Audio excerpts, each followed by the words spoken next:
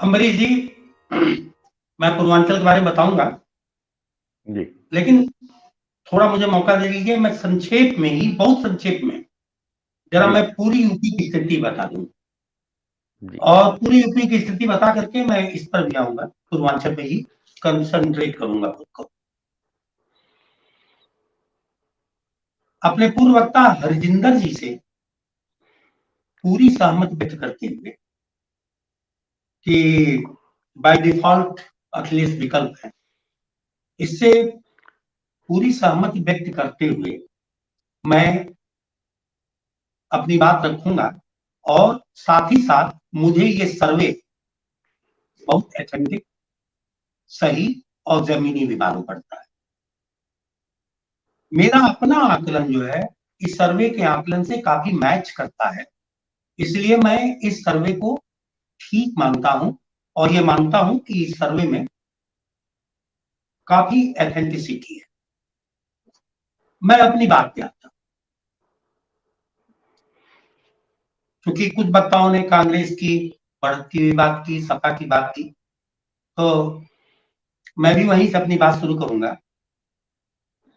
2017 में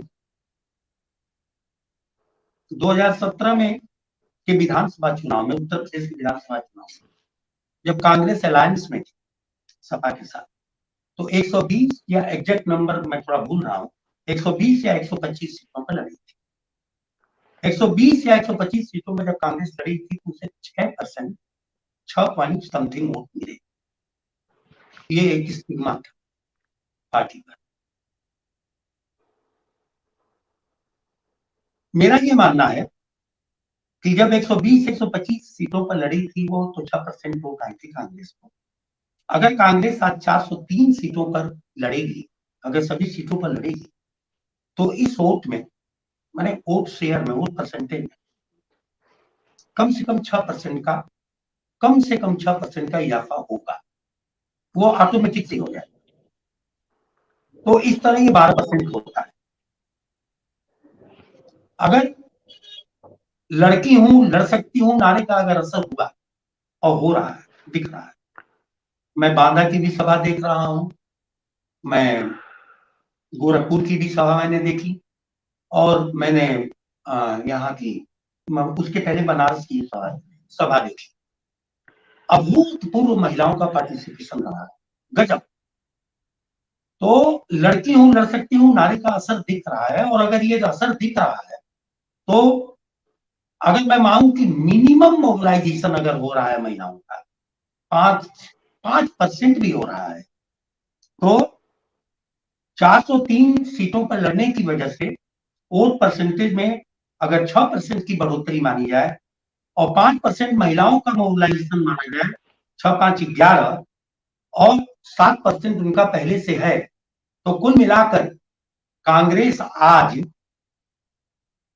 मतलब 18 से 19% वोट शेयर की पैडस्टल पर खड़ी है। ये 18% वोट जो, जिस पैडस्टल पर 18% वोट पैडस्टल पर जो कांग्रेस खड़ी है, सीट कन्वर्जन कितना हो रहा है मैं इस पर बहस नहीं करने जा रहा, लेकिन मैं ये बता रहा हूं कि इसका असर 2024 के आम चुनाव, लोकसभा चुनाव में दिखेगा, और ये बहुत माउंट करेगा। और ये जो आज कांग्रेस का 18% वोट है, इसका एक गटकी होती है, आप भी जानते हैं, सीनियर जर्नलिस्ट हैं, एक गटकी होती है, और गैलप जंप में ये 23-24% तक भी आ सकता है, और इसका असर लोकसभा चुनाव में दिखे।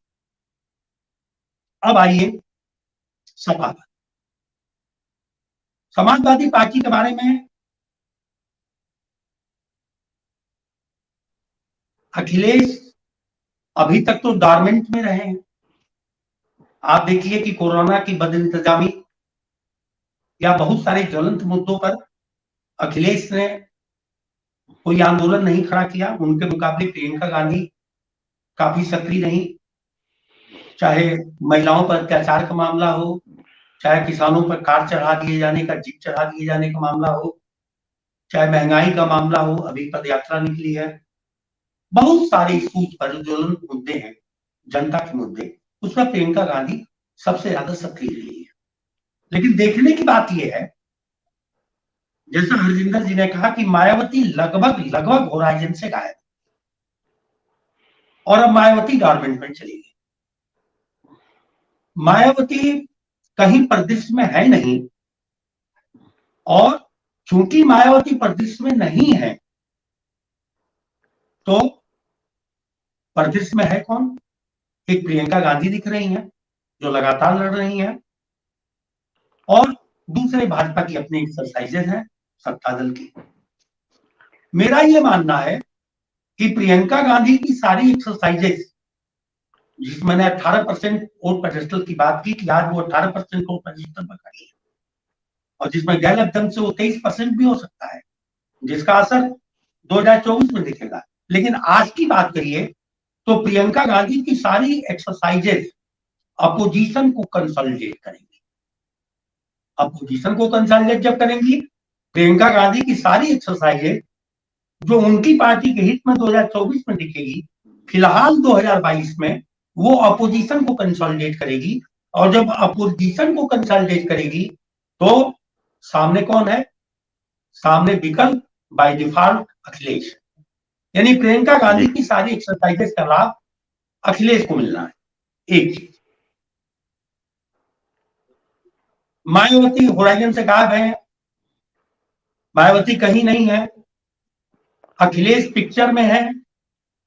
और मैं फिर दोहरा रहा हूं कि प्रियंका गांधी की सारी एक्सरसाइजेज बिना कुछ किए दिए उसका नतीजा और उसके अच्छे नतीजे अखिलेश की झोली में खुद ब खुद जा रहा है। तो सर्वे जो कह रहा है जी वो ठीक है। और दूसरी स्थिति ये है कि एंटी-इनकम्बेंसी बहुत ज्यादा है। इस बात का ख्याल किया जाना चाहिए कि अगर अखिलेश को बाय डिफॉल्ट, अखिलेश को या समाजवादी पार्टी को इस चुनाव नतीजे में उस तरह का लाभ मिलने जा रहा है या बहुमत मिलने जा रहा है, तो वो इसलिए नहीं कि जनता अखिलेश के एप्रिसिएशन का वोट दे रही है। दरअसल मैं खुद पूर्वांचल पा रहा हूं। मैंने पूर्वांचल के 10 गांव घूमे हैं इधर अभी 2 दिन के अंदर, और मैं खुद महसूस कर रहा हूं कि जनता इतनी बलबलाई हुई है और इतनी नाराज है कि अखिलेश यादव को जो वोट मिलने जा रहा है वो समाजवादी पार्टी के एप्रिसिएशन का नहीं, योगी सरकार की नाराजगी का मिलने जा रहा है। तो योगी सरकार की नाराजगी का वोट अखिलेश को मिल रहा है, प्लस प्रियंका गांधी की सारी एक्सरसाइजेज क्योंकि अपोजिशन को कंसोलिडेट कर रही हैं, और अपोजिशन में बाई अलायंस, कुंभा जुटाने और इन सारी चीजों में अखिलेश आगे दिख रहे हैं, इसलिए अखिलेश बाई डिफॉल्ट आगे आ जाए। जी बिल्कुल, मेरा ये कहना है कि सर्वे एकदम सही है, और इस बात से इनकार नहीं किया जा सकता है। हालांकि अर्ली प्रेडिक्शन हो जाएगा, अभी 3 महीने बाकी हैं, क्योंकि इनका खूनेज खेल अभी बाकी है। अभी कम्युनल पोलराइजेशन के तमाम खूनेजी खेल इनके बाकी हैं, पता नहीं ये क्या क्या कर डालेंगे। लेकिन फिर भी आज की हालात में बता रहा हूं कि आपने जो विषय रखा है, हवा बदल चुकी है और हवा अखिलेश के पक्ष में बाय डिफॉल्ट जा रही है।